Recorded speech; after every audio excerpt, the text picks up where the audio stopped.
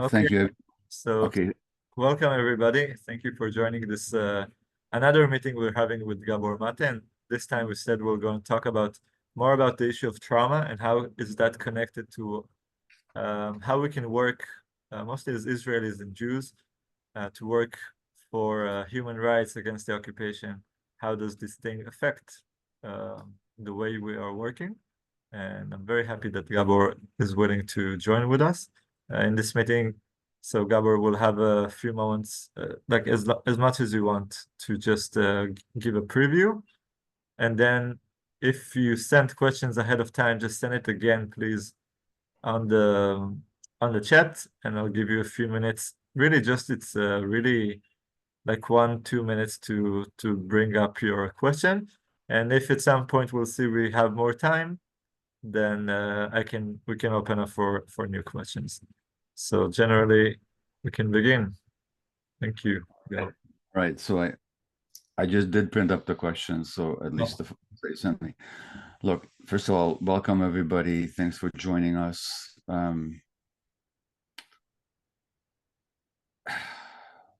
These are difficult times. I said this before. For me, these are some most painful, difficult times I've ever lived through. In fact, the most difficult. Um, Let me tell you something personally. This morning, it's 11 o'clock here in Vancouver, British Columbia. I just had a huge fight with my wife, Ray. We've been married 55 years, and we've had our struggles and our joys. And she'd said something, and I got so upset that laughed afterwards. I could only look at myself and say, "My God, what happened?" And I know that what happened, and my reaction to what she was wrong in what she said. I'm not going to go into the details, but the degree of my reaction had nothing to do with what she said. The degree of my reaction had to do with a deep pain or hole or emptiness in myself that's elemental, it's primal, it's goes back to my infancy. And what I'm talking about here is the difficulty of being a human being. And this present situation, for a lot of people, regardless of what their political points might be, what their political views might be, just triggers a lot of stuff. And we may think we're reacting to the political situation. You might think you're reacting to the Hamas attack on October the 7th. Or you might think you're reacting to the Israeli response. Or you might think you're reacting to the whole situation historically. But I'm just telling you, almost inevitably, part of the emotions that you're experiencing are more primal. They precede and are outside just the political situation. And I know in my own reaction to the events that preceded and took place and followed October the 7th have to do with something in my own history and my own process with that history. Because it's been difficult for me to function without thinking about the situation the whole day. I'm not even there. Many of you are Israelis. You're right there. You're in the middle of it. I'm not. I'm far away in Canada. And I know that some of my reactions and emotions and my enmeshment, my entanglement has to do with my own primal stuff. And I've really had to work hard. I'm talking personally now.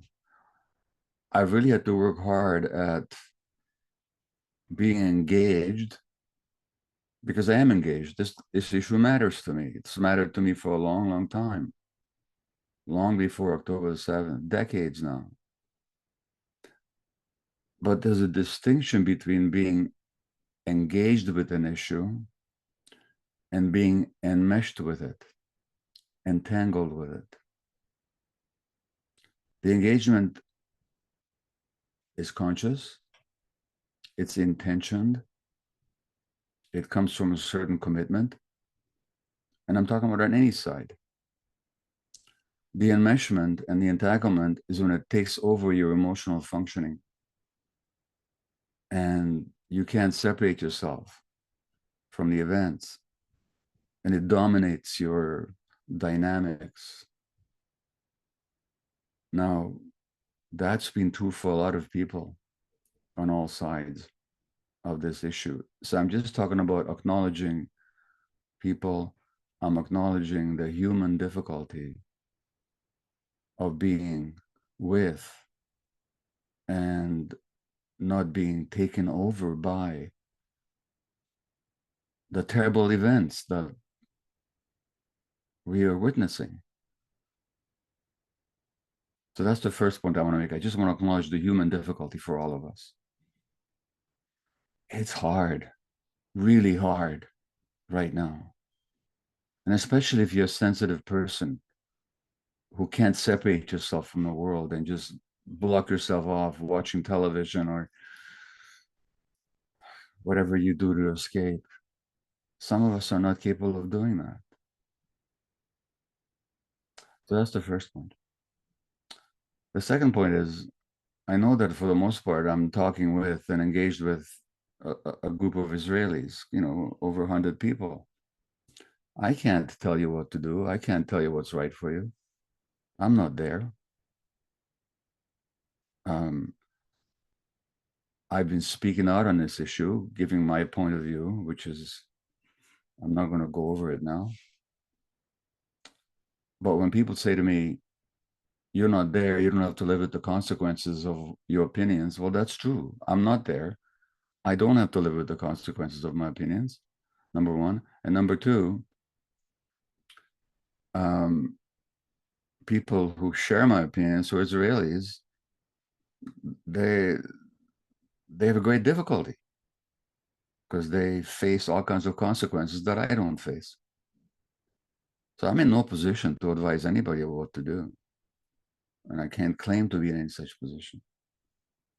Now, as to the argument that because I don't live there and I don't have to live with the consequences, I have no right to speak,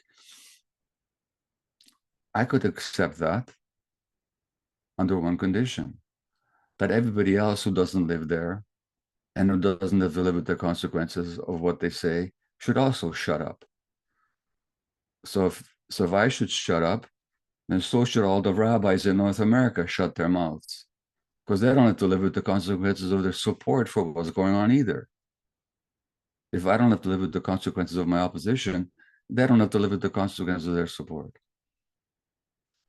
And it also means, of course, that I have no right to have an opinion about Ukraine, and I have no right to have an opinion about Ethiopia, and I have no right to have an opinion about South Africa, or the United States, or anywhere where I don't live.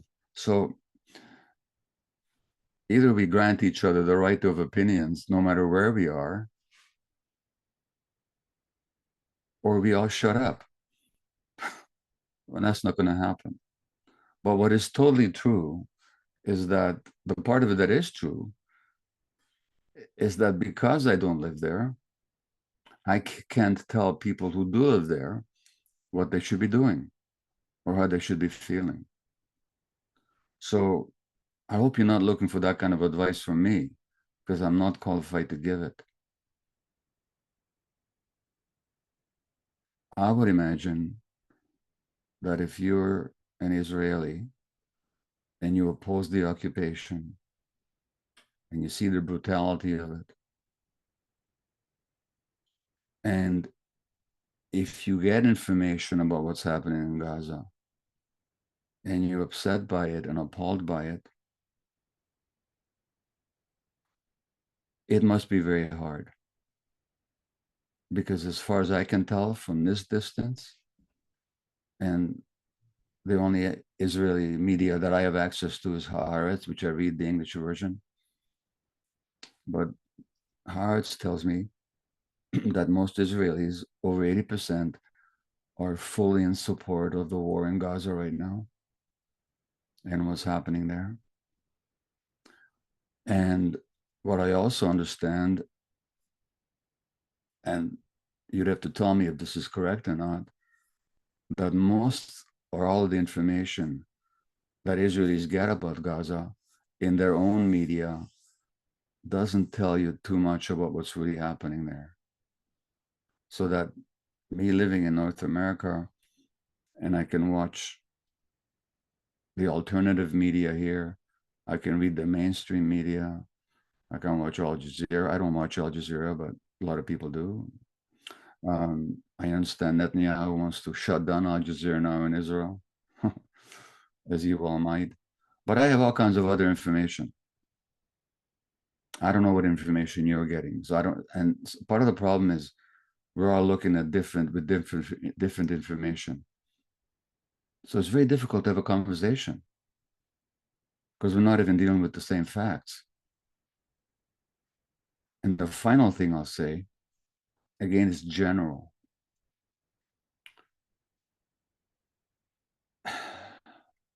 Is that the Buddha said, I may have quoted this before, in the first sentence in his collection of sayings, the Dhammapada, is that everything has mind in the lead. And where the mind goes, everything else follows. But we don't have the same minds. We think we live in the same world. People, we don't live in the same world.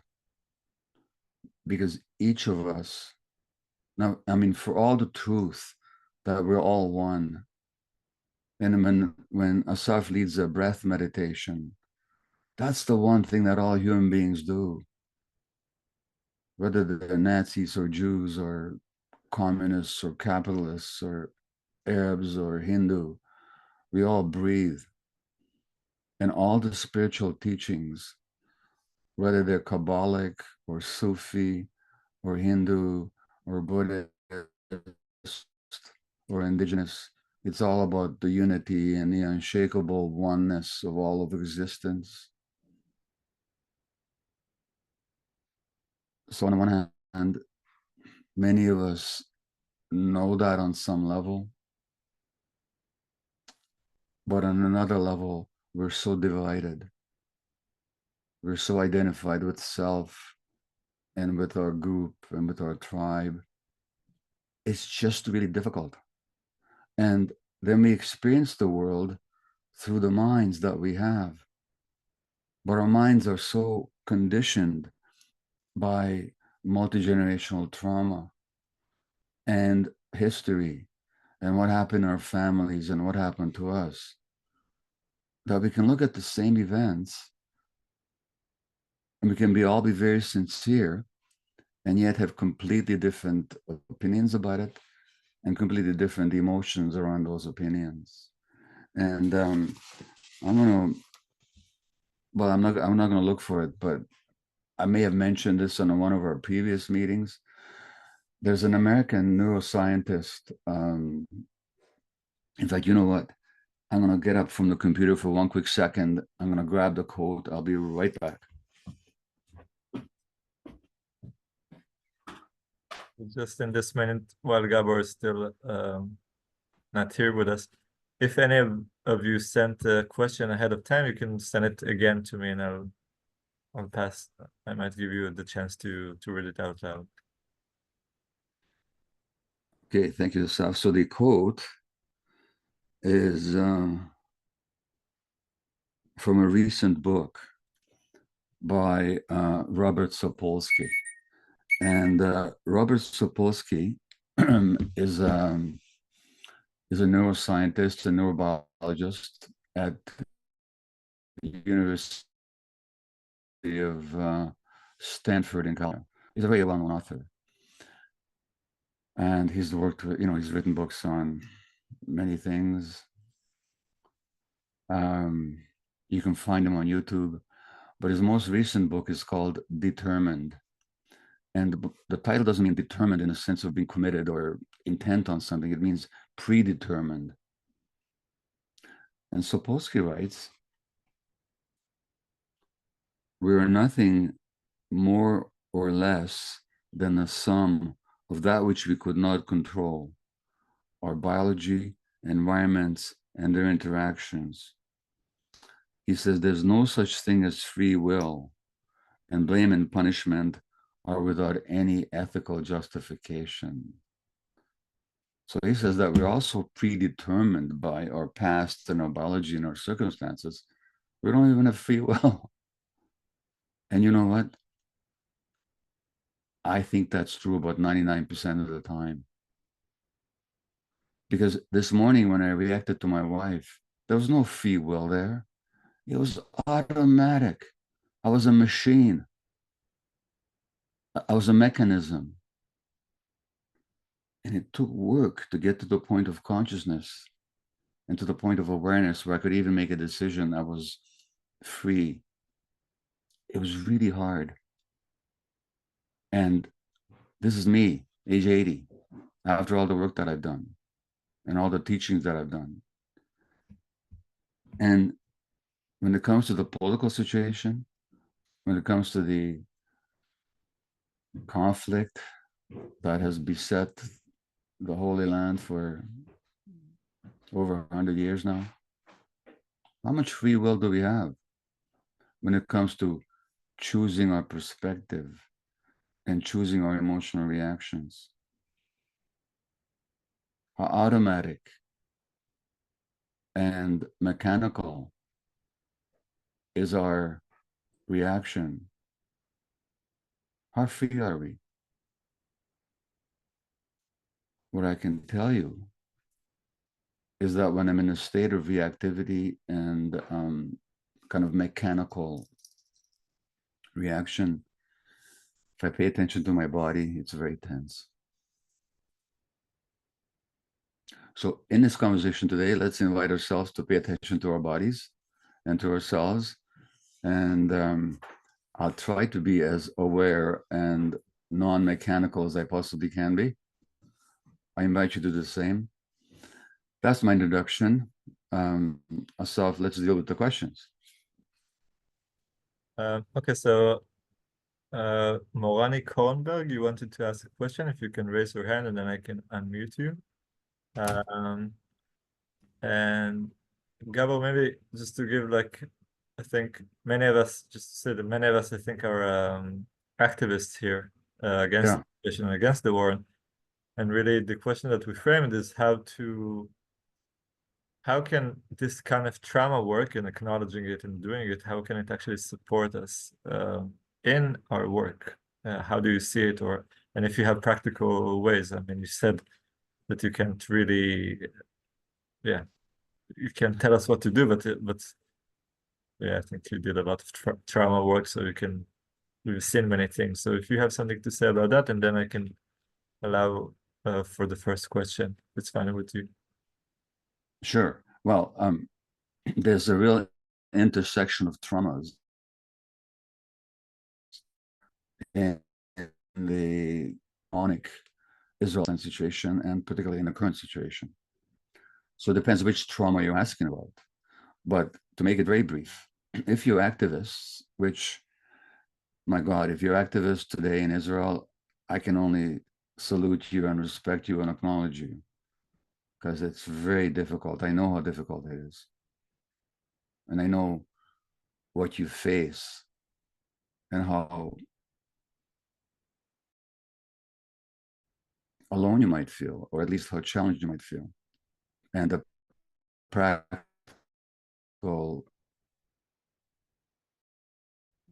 consequences that you might face if you speak out. Right? So the only thing I can say is that the more conscious and the more aware and the more peaceful within yourself you can be, the more effective you're going to be. So if you find yourself highly reactive, that's not a place that you're going to be able to be very effective from. So whatever trauma work you can do on yourself so that you're not, so that you're engaged, but you're not enmeshed, so that the political issues that you're facing aren't constantly triggering your own unresolved trauma, the more effective you'll be. So if I understand your question right, the biggest work you can do is on yourself, so that when you do take on political activity, you come from as much of a place of self-acceptance and peace and compassion. I mean, I get so enraged with what I see Israel doing, but from a position of rage and judgment, I can't be effective politically. So I think if you have rage, for example, you need to feel it, not deny it, not suppress it, but at the same time, not be controlled by it. So all I'm saying is, whatever trauma that you're carrying, you need to keep working on it constantly. And that's going to make you more effective politically. I don't know if that answers the question, Assaf, but that's the best I can say. No, there are traumas on different levels. There's collective trauma, there's the Jewish collective trauma. Of course, there's the Palestinian collective trauma. There's the trauma of growing up in that kind of a society, which always perceives itself or presents itself as being under threat, and which sometimes is under threat. But anyway, that I'm going to stop here. Self-work is what I'm saying. Okay, so I think we'll all be happy to hear like also how to do it. How do you actually do self-work? And I give the chance for Morani. Morani, you can unmute yourself and yeah, try to be brief in your question. Thank you. Also, let's one thing, a quick story. If people actually want, like, this is not the session for that, I don't think. But if people want support in working on their traumas personally, in a group setting, I'm happy to set up a session just to do that, where we're not talking politics, we're talking our internal stuff that we bring to our politics. I'm happy to help you with that if I can. That I can help you with. Yeah. Okay? So actually, you're welcome to bring it up, and I think we'll be happy to see it actually in action if anybody wants to. Sure. Okay. So Morani, you can. Gam v'gam, yeah. Thank you for being here and for your time. I'm an Israeli living in the US. I live in Los Angeles. And my question is about navigating my Israeli identity. I realize that it's been such a privilege to never have to feel any shame or guilt around my identity. And I find myself really struggling to even say I'm Israeli or to be very transparent about my political stance. I am part of Shoresh, so I'm able to interact with other Israelis who share my political views and my political standing, but we are such a minority. And I'm curious how one can navigate, on the one hand, wanting to be accountable, wanting to be transparent, but at the same time really struggling with this identity. And, you know, this also follows what you just talked about in terms of trauma and intergenerational trauma, but in terms of right now dealing with our identities. And I'm speaking for more people living outside of Israel. Thank you. Well, tell me more about this difficulty that you're having. What is the difficulty? You, just owning that you're Israeli, you mean? Or what do you mean by difficulty owning your identity? You're muted. Morani, you're muted. I can't hear you. Can somebody unmute Morani? Yeah, second. Okay, thanks.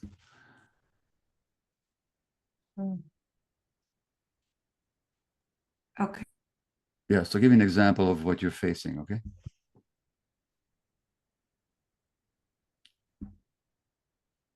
Sorry. Just even saying I'm Israeli or feeling it doesn't even have to be something that I share with other people. It's just even a feeling in myself of seeing day after day for what is now around 7 months of unbearable atrocities. And I know, JVP and activists here, primarily Jewish American activists, saying not in my name. I feel as an Israeli, it's harder to bridge a kind of emotional or identitarian barrier between myself and Israel and what Israel is doing because I am Israeli. I served in the IDF. I spent half of my life living there. So, and I don't know if there's a part of me that's, the trauma of grieving my Israeli identity and just seeing my homeland completely disintegrating, seeing the radicalization of the government, the radicalization of the right wing, of the Mashiachiyut, the Messianic, however you pronounce it. Messianic? Yeah, and I don't identify, and on a world stage, on an international stage right now, Israel is just such It's an a extremist, fascist entity, and being Israeli, whether I am or believe in that, I'm still part of it. So I hope that's making sense. I can't detach from something that I'm still a part of. I was born there. I spent half my life there. I served in the army. I identified. I grew up in Are a you- science. I'm just asking, are you ashamed of being Israeli? Yes. Okay. Yeah. All right. And if somebody was a German, would you tell them you should be ashamed of being German? It's tricky, and I understand why you're bringing up the analogy, and rightfully so. No, But I'm giving you an extreme example. Would you yeah, say, I'm not saying I'm not making an analogy. I mean, yeah, I'm not going there right now. I'm just asking you, take an extreme case like that. Would you say to a German, you should be ashamed of being German? instinctively, I want to say no. And Yeah. I think coming from a more academic theoretical background, I think of Hannah Arendt's collective responsibility and how we are always responsible, even for things that we No, didn't. no, but look, I'm addressing the issue of shame here, not the Yeah, issue of responsibility. yeah, Okay. Never mind academic grounds, on compassionate grounds. yeah. Would you say to somebody, you should be ashamed of being German? No, Why wouldn't you say that? because it's not their like as you said before about will, we didn't choose our identities. We're not. I'm Yeah, sorry, I know I tend to go yeah. back to that. No, but exactly. So I'm saying is, I'm inviting you to be as compassionate towards yourself as you'd be to somebody else. So Yeah. that shame of being Israeli, that's different from not liking what your government does. That's different from opposing the occupation or the increasing fascism, we can call it that. By the way, that's not a new thing. Albert Einstein in 1948, and Hannah Arendt in 1948 wrote a letter to the New York Times warning about the rise of fascism in Israel. Wow. 1948. It appeared. Anyway, what I'm saying to you, it's one thing to have an opinion and to have emotions around what's happening in that country. It's another thing to be ashamed of who you are. Okay. So what I'm saying to you, that shame is a lack of compassion towards yourself. Hmm. You have nothing to be ashamed of. Like Robert Sapolsky says, you know, you're the product of a certain biology, a certain history. That's the first point. Okay, so that shame is a lack of compassion towards the self. And I would probably, if I did some work with you, find, my guess is that that sense of shame about yourself, it's very elemental in your life. It goes back to very early in your life, not just to do with the Israeli state, but with your own experience in a certain context. So you've grafted your personal shame onto the politics. Okay, so don't do that. Okay, be compassionate towards yourself. That's the first point. The second point is, from the practical political point of view, if you really want to take responsibility, if you want to quote Hannah Arendt to me on responsibility, then you will proudly shout to the world that you're Israeli. Proudly. And I don't support that. I oppose it. What's going on over there? So rather than being ashamed of your Israeli identity, I'd wear it very proudly and state your point of view. If you dare. Now, I'm not telling you should do it, but I'm saying you could use it that way, rather than as something to be ashamed of, but as something to actually, what a difference you could make. Yeah, and if I may, I don't want to take up more time. I have until something very personal happened back in December, where a very close family member of mine was severely injured. My husband's oldest sister's son, who was serving in the military, and I won't get into details, but he is now physically disabled. And so, you know, this conversation today is about trauma, and maybe I'm kind of asking a second question here is, and I'm speaking for myself, how do I speak when I know that my family is in trauma, has literally experienced the trauma, and it might be related to the shame, but I've been finding ever since he was injured to speak in ways that I have very loudly before. This person was injured. Was it in Israel? Yes, Was it yes. on October the 7th or No, some no, related? no. It was in December. He was serving in the army. He was in a tank going into Gaza. So it was during the war. Yes, yes.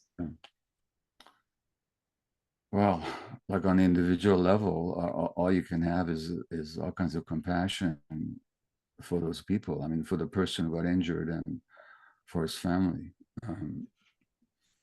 And I would not judge you. I would not criticize you if you decided that right now, because of that and the pain that you're speaking out might cause to the family, that you would not speak out. I would not criticize you for that. That's just a decision that you have to make, you know, and that's a decision you have to make every day. So you might decide for now that now I can't. I'll work behind the scenes. I'll donate money or I'll resources, but I can't right now be out there speaking out because to people that I care about, this would be too painful. I would totally understand that. Yeah. And you shouldn't judge yourself for it. And maybe a year from now, you'll say, no, it's time for me to speak out again. I mean, I don't know. That has to be your call.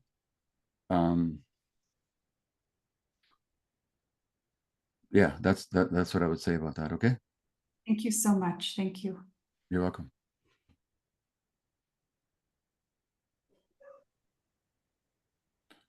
Okay, so next is Ruth. You can open the mic. Yeah, it's open. Thank you, Assaf, for this, and thank you, Gabor, for being with us again.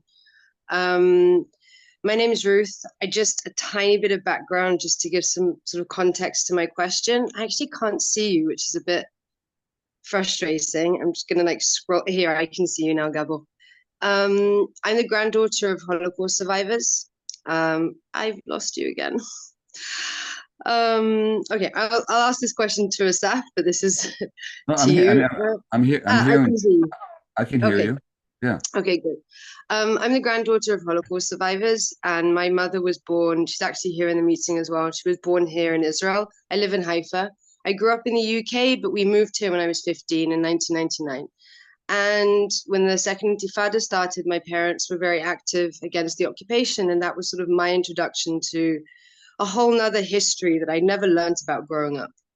And I've been active, I'm 40 now, and I've been active since an activist since my early 20s.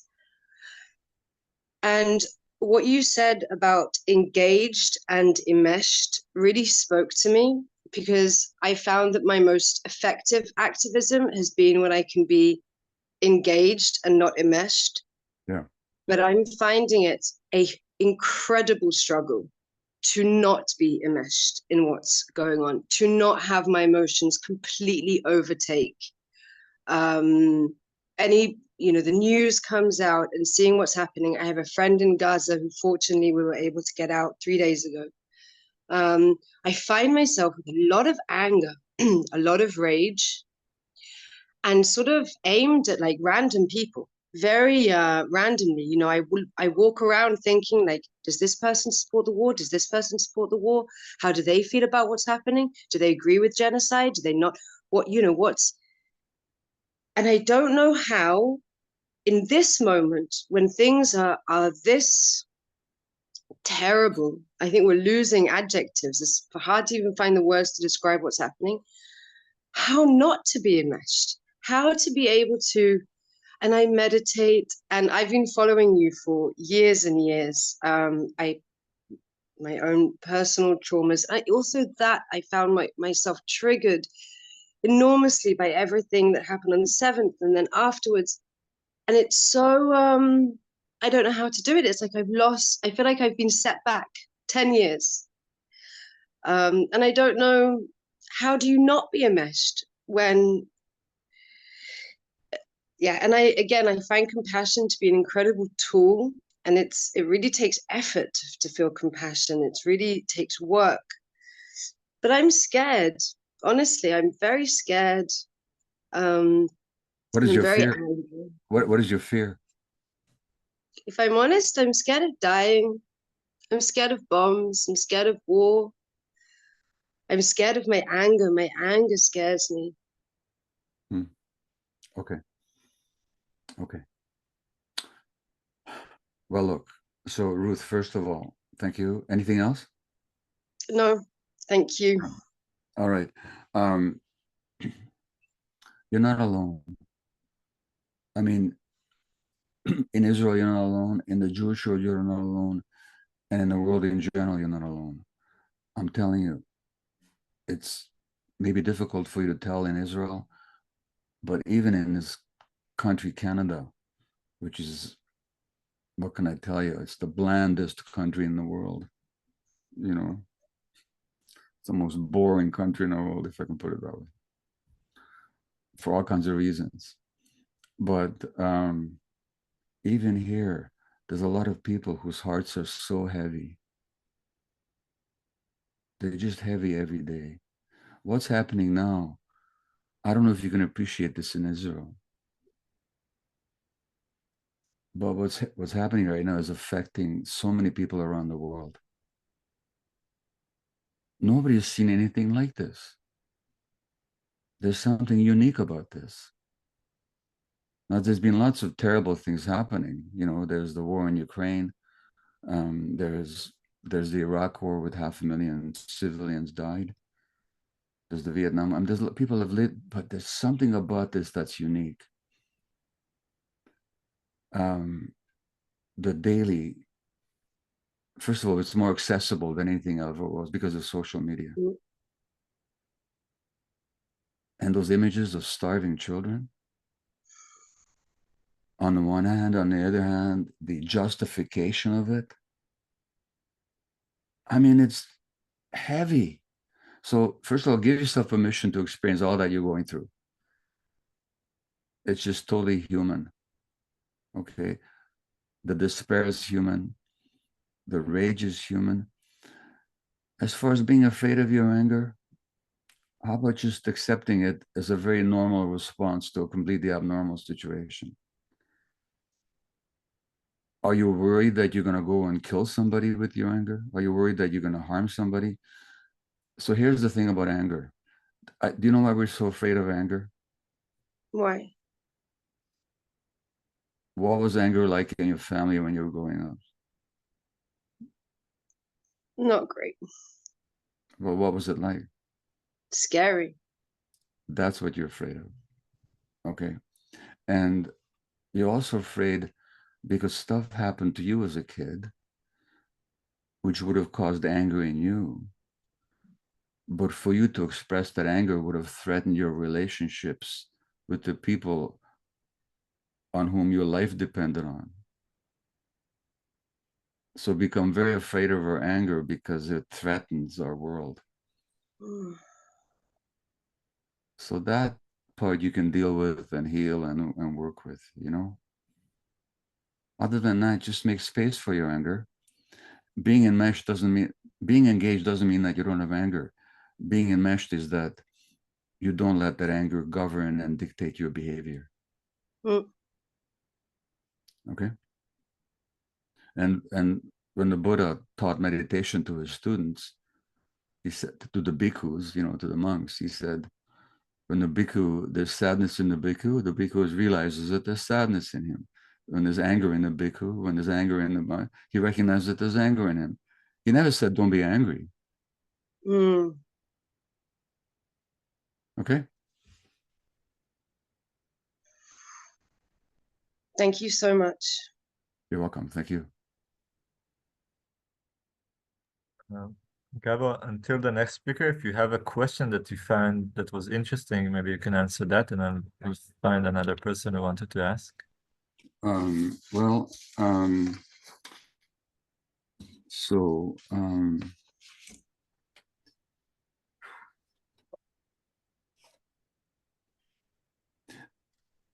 I can read out the first question you sent me if you like. Is that what you mean? The one that you feel, anyone that you feel you would wish to answer. All right. Well, I'm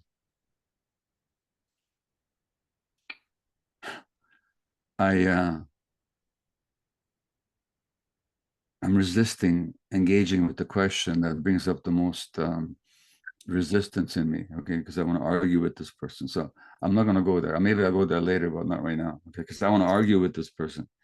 Okay. I'll start with the first question you sent me, okay? This person writes, I'm interested in what I think about coping with complex trauma, such as children who were kidnapped to Gaza or women and girls who are still there and who knows what they're going through. How do we help people like that? And also children who were born in Gaza and lost their entire homes and families. They all have reasons to hate Israel and become murderers. How do we help people like that? I'm curious about your thoughts on dealing with these challenging situations and how to assist individuals in such circumstances. Okay, well, so there's several questions in this one question. The first one, how to cope with complex trauma, such as children who were kidnapped to Gaza or women and girls who are still there and who knows what they're going through.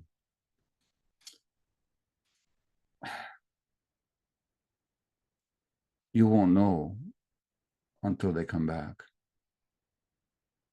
So God permit that they come back. And when they come back, then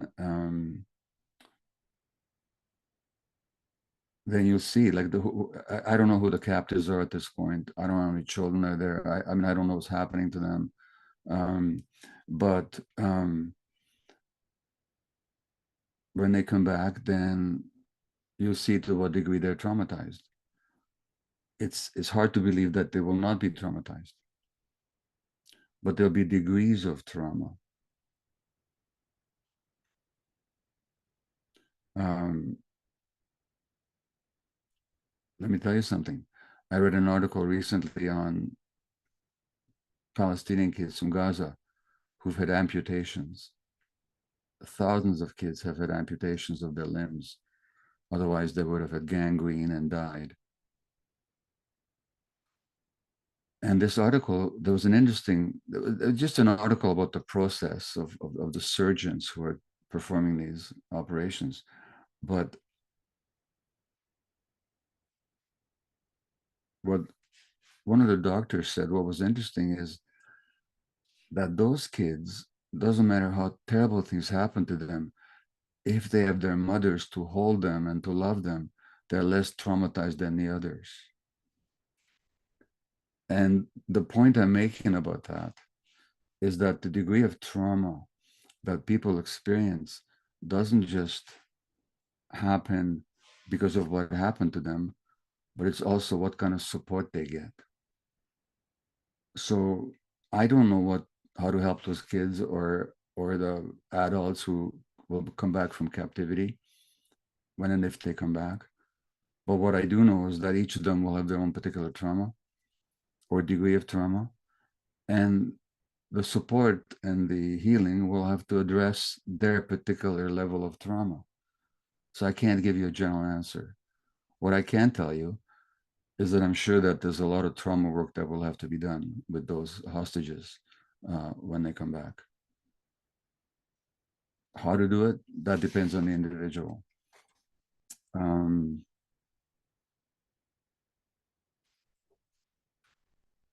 But there's been a lot of experience in the world in dealing with trauma. And also children who were born in Gaza and lost their entire homes and families. They all have reasons to hate Israel and become murderers. Yeah, if you actually look at the history of the founders of Hamas, one of the founders of Hamas, subsequently assassinated by Israel decades ago, was a pediatrician who was 8 years old when he watched his uncle and 200 other boys and men massacred by the Israeli army in Gaza in 1956. When Israel took over Gaza in 1956, they killed unarmed civilians, a couple of hundred, and also in Rafah, they did the same thing. I didn't make this up, this is history. You can look it up. And I forget this doctor's name who became one of the founders of Hamas, but he said, they planted hate in my heart. That's what he said. They planted hate in my heart. So for sure, October the 7th planted hate in a lot of Israeli hearts.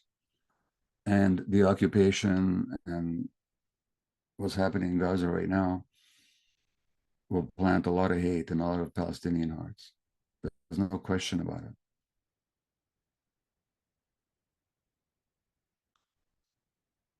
There's only one part of that question that I resist, where he says, they all have reason to hate Israel and become murderers. Maybe. Or maybe they'll become resistance fighters. And is a legitimate resistance to occupation that isn't murder. I don't know if you understand that distinction. But people have the right to resist an occupation. They have the right to resist the occupation with arms. They have the right to resist an armed occupation with arms. They don't have the right to kill innocent civilians. They don't have the right to abduct children. They don't have the right to rape women. They don't have the right to abuse or torture anybody, but they do have the right to resist. So that's the second point. The third point is that in 2005, there was a study in Gaza and in Palestine, the West Bank, about degrees of post-traumatic stress disorder in children. This study found that about 40% of Palestinian kids had severe symptoms of PTSD as young children. About 35% had significant symptoms. Only 2.5% had no trauma symptoms. 2.5. This is 2005. This is before Hamas took over in Gaza. But already 97.5% of Palestinian kids showed some degree of trauma, some of them severe degrees of trauma. Now, who do you think those militants who stormed Israel on October the 7th were? They were those kids that were grown up, full of trauma, many of them probably full of hatred.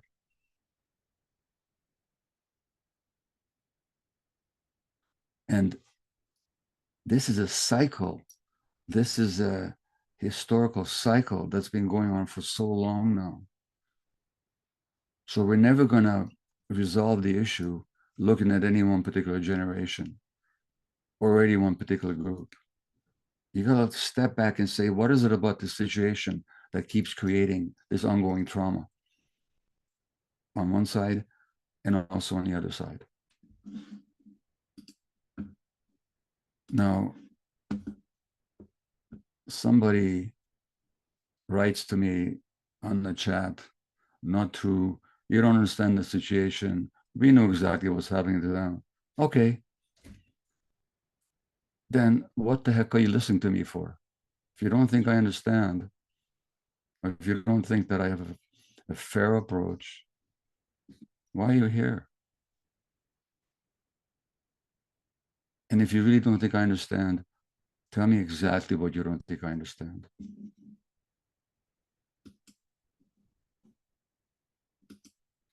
Stop these anonymous, no, it wasn't anonymous. You actually gave your name. I'm not going to name you because you just wrote to me personally. If you really have a problem with what I'm saying, put your hand up and tell me where you think I'm wrong. But don't make assumptions. Just don't. Yeah. So look, my final comment on this question is, if we're really going to deal with this situation, people, you have to get past October the 7th. You have to get past October the 6th and October the 8th or April the 1st. You have to look at the whole situation that's been going on for generations and ask, what is causing all this? What is the source of it? Remember something, 40 years ago, Hamas didn't even exist. There was no Hamas 40 years ago. Something happened to create that organization and that ideology. Where did it come from? It wasn't, anyway, I'll stop here. Okay. okay, so I'll give a chance for Liel and then Natal Shil. Thank you, Assaf, and thank you, Professor Mate, for being with us and finding the time. As you were speaking, I had different questions that came to mind, but I'll just present where I'm coming from and where these questions are coming from. Yeah.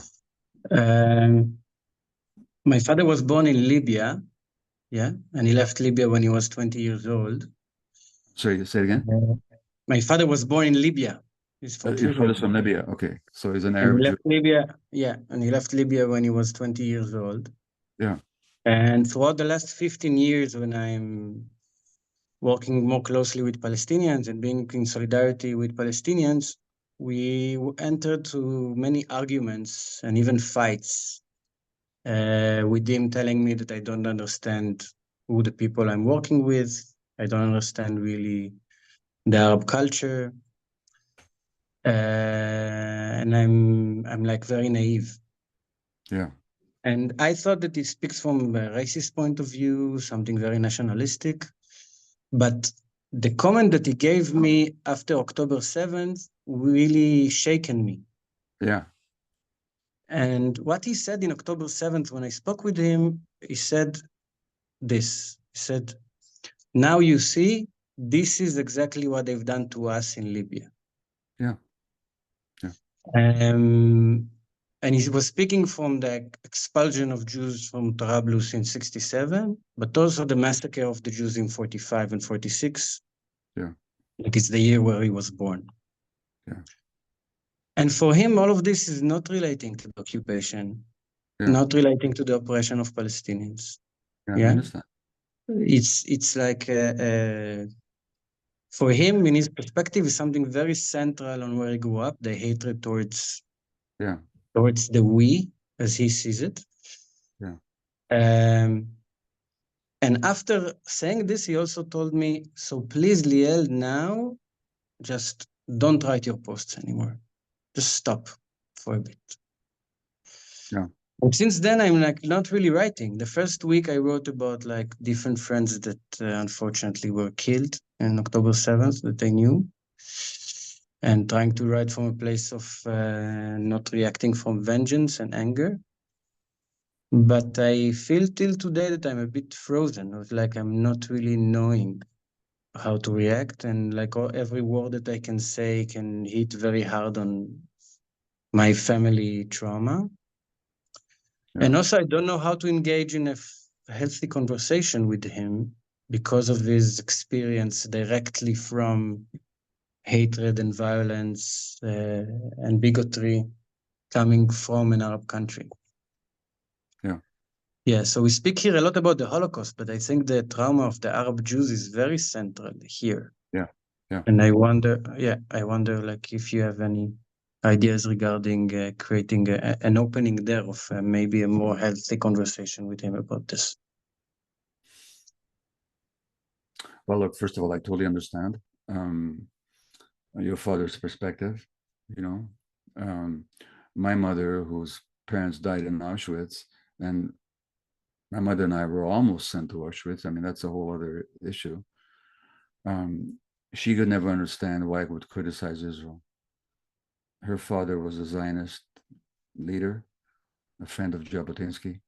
And for her, I was just betraying or totally misrepresenting history. So your father, and given his experience, and I don't know the history of, I mean, I know that there were Jews, the Mizrahi Jews, the Eastern Jews, from Tunisia to Morocco to Iraq to Syria, Libya, and so on. I think each of those communities had their own particular histories. I don't know the particular history of Libyan Jews. I'll give you a suggestion. I can put you in touch with somebody whose name is Hadar Cohen, and she's one of these Arab Jews who 10 generations in Israel, in Jerusalem, and part of her family comes from, I think, Iraq or Syria, and she's done a lot of work on this issue of the Mizrahi Jews, and I could put you in touch with her if you like, if you don't know her, but she's talked a lot about. And the reason I know her is because she's friends with my son, and so I've got to meet her, and so she's done a lot more thinking about this issue than I have. With your father, it may not be possible to have a conversation. I think with your father, you need to say, Dad, I totally get what you're saying. I totally understand that given your history and given your particular life experience, why you would say that. The question for you is, can you maintain your own point of view despite the fact of what your father's saying?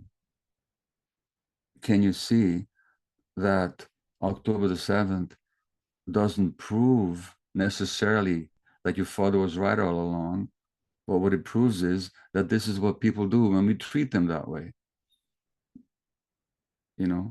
For your father, October the 7th was just, this is what we can expect. From another point of view, this is what we can expect when you treat people that horribly as the Palestinians have been treated. So the question is, can you hold on to your point of view and not argue with your father and just respect him and love him and understand his experience? Can you do that?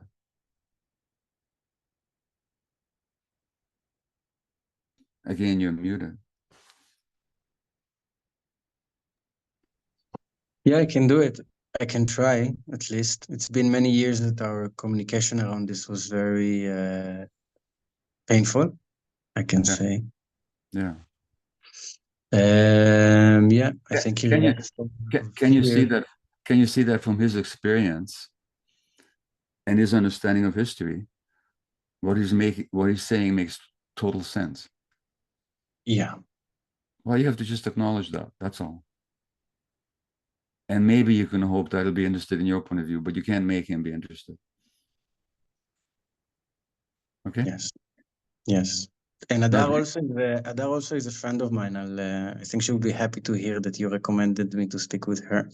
Yeah, I said that's why you smiled when I mentioned her. Okay, yeah. Well, she's done a lot of thinking about this, as you know. Yes. Thank you.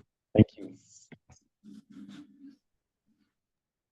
Okay, so I invite Noah, the one who wrote the messages. So now you Yeah. can open the mic. Hi, Hi there. but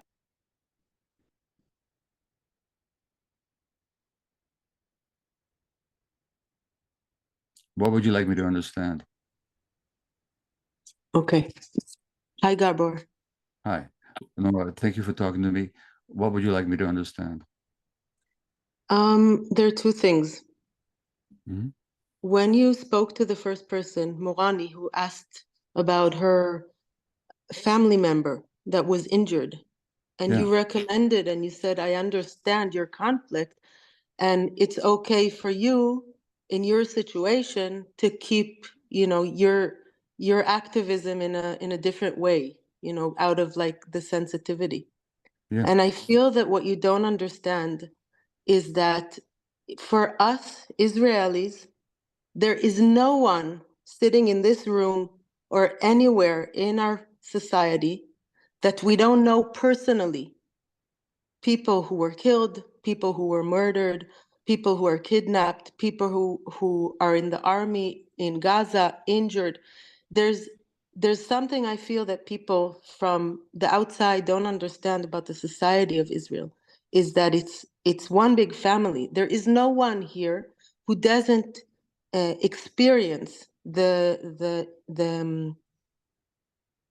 trauma as in a personal way. So Okay. that's one thing that I feel that you don't understand, and it's important for me because I'm here because I am in a huge conflict, and this conflict is killing me. It's horrible. It's I can't explain how horrible it is. Yeah. So we are all in this situation, feeling the pain of what my country is doing, and also living the pain of, I'm a social worker. I've been from the 8th of October, I'm treating people who were in the kibbutzim, who went through all of this. And so when I am in this conflict, it's almost impossible. We are all in like this freeze situation. And it's important for me that you understand that it's not like, Israel is a family. It's one big family. And there's no one here who hasn't felt it on our souls and bodies. And this is one thing. And the other thing I was mad about is that we do know what they're going through. We do. We know because we have people that have left Gaza and they are telling us what happened. They were raped, they are raped, we know this. And you're talking about trauma, and complex trauma. And how are we supposed to deal with the fact that our sisters are held there and are going through what they're going through? So we do know what they're going through. Okay, so anything else? No. All right. Can I respond to you? Yeah, of course. Okay, thank you. Did you object to my advice to the first questionnaire?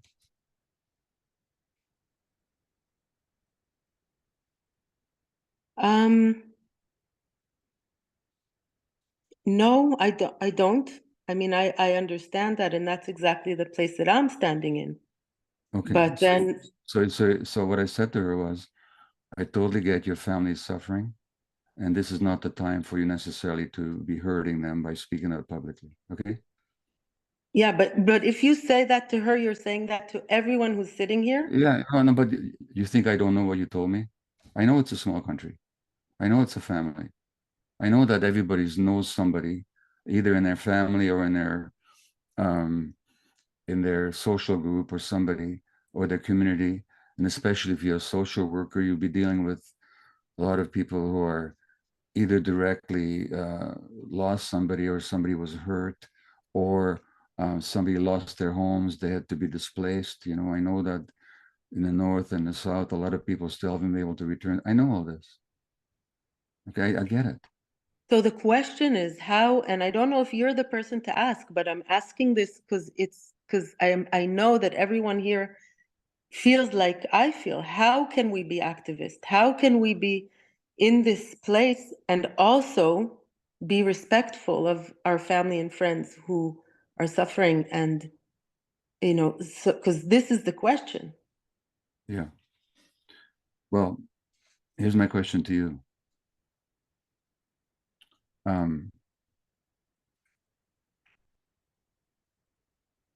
So if you read the histories of 1948 by Israeli historians, I can quote them to you word by word. There were multiple cases of rape of Arab women by a Jewish militia. Did you know that? I don't think that this is the place to talk about No, that wait a minute. because No, wait a minute now. I'm saying it for a reason. Okay. I'm sure you're saying it for a No, reason. but don't just grant me the right to speak, okay? Mm-hmm.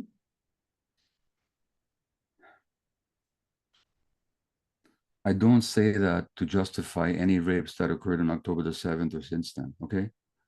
I don't say it. One doesn't justify the other. Nothing, no atrocity by one side justifies any atrocity by the other side. That's my position. That goes both ways. What I'm saying is this. When I bring that up, it's not in order to say that that justifies this. Nothing justifies this. I'm with So Gideon. what is Okay. it supposed to say? It's supposed to say that there's a history here. And unless we understand where the other side is coming from and what they've experienced, we're not going to be able to deal with this. That's what I said, is that we don't deal with this on the level of one group or one generation. You have to look at this whole historical context. I understand that. And Okay. I'm So- against the occupation. Yeah, no. I don't justify the occupation. Okay, so look, That's why I'm here. I understand and I appreciate that you're, and I'm telling you, that's why I acknowledged right from the beginning. It's much harder for you than it is for me. Okay? Because I don't face the same dilemma that you do. I don't, and I have to acknowledge my limitation here. I began to talk with that. Now, here's Gideon Levy, what he wrote about October the 7th, just a few days ago. He said that the October 7th massacre was indeed an illegitimate act of resistance, illegitimate act of resistance against an occupation and an apartheid regime that is no less illegitimate and criminal. So all I'm saying is, unless we look at the whole situation, we can't get anywhere. And most people in Israel have no understanding of the whole situation. They know what they've suffered. The suffering was terrible. And it's not the first time. People have been killed in suicide bombings in cafes and buses and, I mean, on the other hand, I'm saying on the other side, children are being killed every day. I'm not even talking about Gaza. I'm talking about the West Bank. People are being killed every day. Homes are being destroyed. I mean, the whole thing. What's the way out? What's the way out if we just keep focusing on what happened to us? Ultimately, you guys are going to have to find a way of getting your people as much as it's possible to look at the whole picture. I don't know how to do that. But that's all I'm trying to do. I don't either. I Yeah. don't either. Yeah. And Noah, maybe for now, you just have to be with this split that's inside you right now. Like on the one hand, needing to support and honor the people in your community and your family who have suffered and are suffering now. And your awareness of the injustice and the horror that's being perpetrated on the other side. And maybe for now, in the present situation, that's all you can do is to maintain. And that's not if you can do that, that's remarkable. That's called integrative thinking. Integrative thinking is when you can say, I have mixed emotions, I have mixed feelings, I have mixed ideas. And just to stay with that mix and trust life and trust your own process, that eventually something will emerge. But right now in the present crisis, maybe that's the best you can do. And I completely salute and respect you if you can even do that much. Because most people can't. It's one side or the other, and they can't hold the contradiction. And maybe right now, that's the best you can do, is to hold that contradiction inside you. Yeah. Thank you. That's what I have to say. Okay. Thank you. Thank you.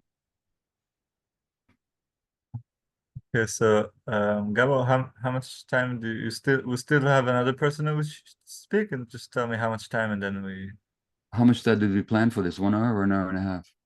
Well, we didn't plan, so make it. Well, let's give it another 15 minutes if people would like that. Okay. Okay, so Michal, you can ask, and if anybody has another question, just write me in the chat, and I'll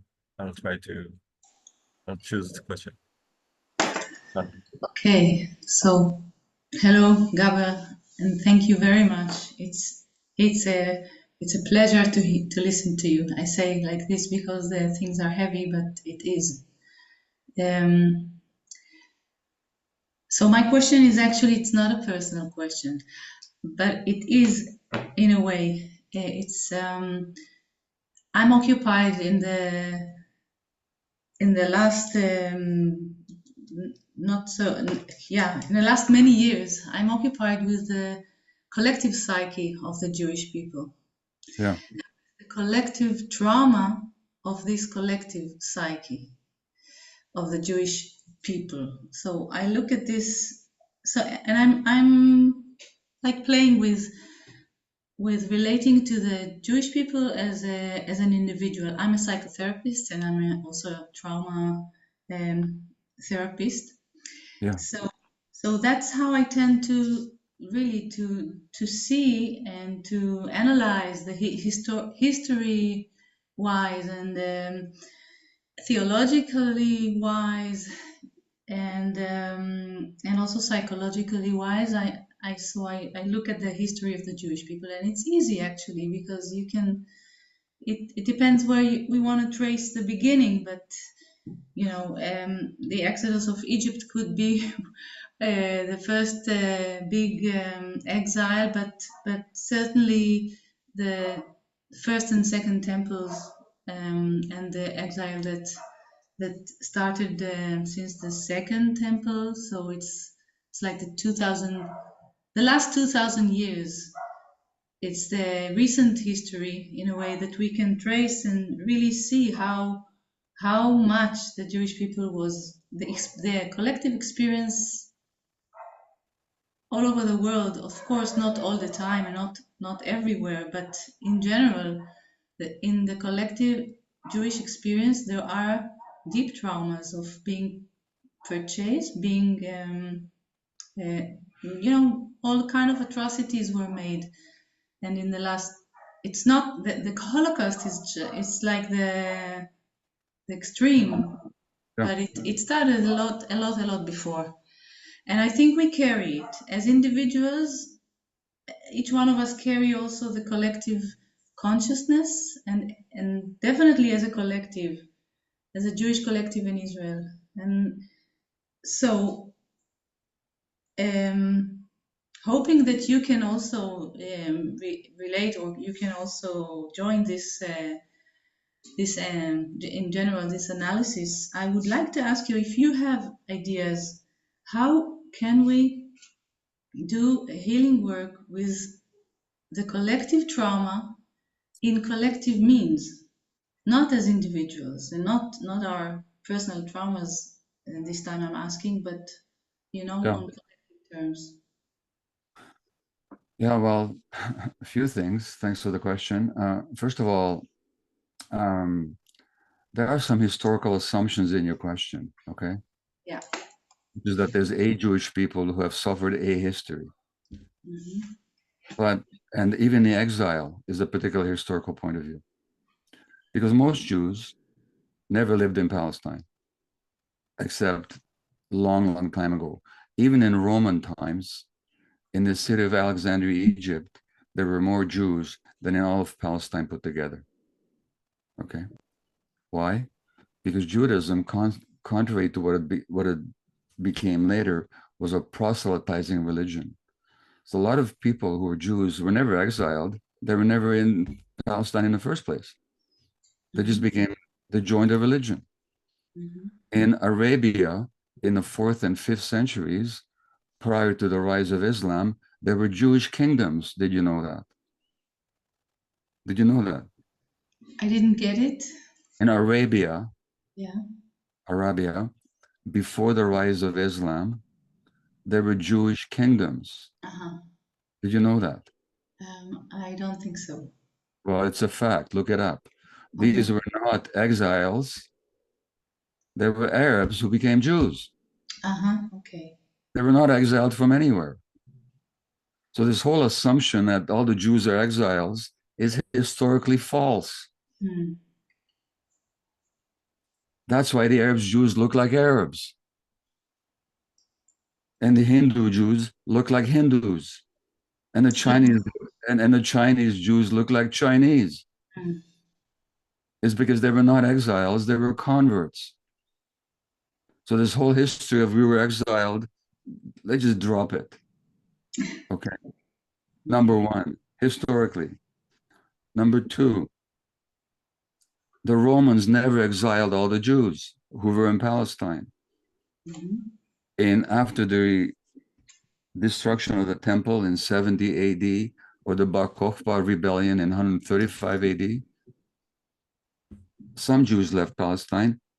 The peasants mostly stayed there. Mm-hmm. You know what happened to them? They converted to Christianity and then later on to Islam. And Ben Gurion himself, Ben Gurion used to argue that some of the Palestinians are actually the descendants of the ancient Jews. So this whole idea of the Jewish people who are exiled, okay, let's just examine that historically, okay? And Israeli historians have done that. You can read Shlomo Sand Yeah, I know. and his invention of the Jewish people and all that. So there's the first point. The second point is, having said that, what you said was also correct. Jews have suffered a lot of persecution. That's the point, not and that persecution goes back to, in Europe, it goes back to at least medieval times, massacres. Mm-hmm. During the Black Plague, when the Jews were blamed for poisoning Christian, well, all this kind of stuff, Mm-hmm. The ghettos, the anti-Semitism, the pogroms in Eastern Europe that really gave rise to the Zionist movement in the late 19th century. Mm-hmm. Kishinev, the pogroms there, and then the ultimate horror of the Holocaust. Okay, those have imposed a historical trauma. Mm-hmm. Totally true. Okay. Mm-hmm. Zionism, as we know, came along as an attempt to abort or stop that trauma. Zionism was an attempt to say no more. Mm-hmm. That's how it came along. That's what gave it its political and emotional force. History will tell whether that was the right answer to the Jewish trauma. I think it's going to say, no, it wasn't. Mm-hmm. I think that's what it's going to say history. But you know, but what has never happened, there's never been healing from the Jewish trauma. There's been basically Zionism exported the Jewish trauma to Palestine. Okay. And then imposed it on a local population. That's what happened. Maybe you think that's okay, it had to happen, but that's what happened. You know, I mean, Benny Morris, who writes about what happened in 1948, he said it had to happen. That's the only way we could have created the state, was to expel the Arabs. So how to heal collective trauma? Here's what problem I have. You can't unless people ask for healing. You can't heal any trauma unless people recognize they're traumatized. And in Canada, I do a lot of work with Indigenous people who've been severely traumatized. This is a colonial country, and it continues to be, Canada. And the Indigenous people are severely traumatized. So a lot of the work that I do is with Indigenous people here in Canada. They're asking for healing. But the white people are not asking for healing. Israelis, Jews are not asking for healing. Most of them think is that the answer is a strong Israel and the army and defending ourselves, and that's what they believe. So unless people ask for healing, what can you offer them? Nothing. They're just going to do what they're going to do. And what they're going to do is going to create consequences, and then they have to deal with the consequences. But healing doesn't begin until somebody says, I have a problem that needs healing. And collectively, people are not saying that. They're not saying it. So I don't have an answer for you. Yeah. Okay. Most Israelis, if you read the reports, the polls, 80% or more support the war. That's what I read in Haaretz. No, they're not asking for healing.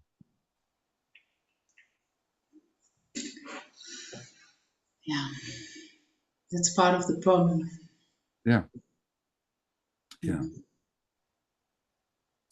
Okay. Thank you very much. Thank you. It's hard. And again, we're coming to the end here. It's much harder for you than it is for me. And believe me, it's hard enough for me, but it's much harder for you.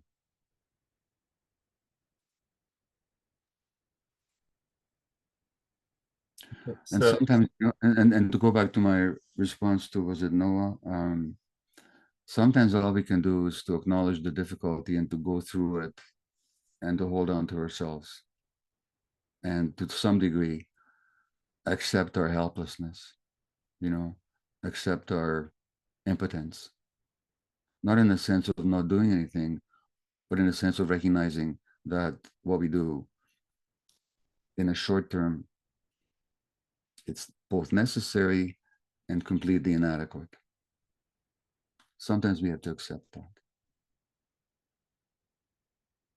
But it is necessary, even if it's inadequate. And the question is, can we hold on to that necessity? Can we hold on to that voice in us that says, no, no matter what, I can't go along with this? Okay, Assaf, my friend. as you wish. Okay, so thank you very much. We'll end here. Thank you everybody for joining. Thank you again, Gabor. And we'll see how we go from here. Everybody hope we have a, I hope that we take what was said into our hearts and that we ask for healing, I would say. That's the first place. Okay, good night. And as for me, by the way, I'll keep talking to you guys as long as you guys want to talk to me, you know? So we can be in touch about that if you want, okay? Okay. Thank you. Thank you. Toda. Night. Yeah. Shalom.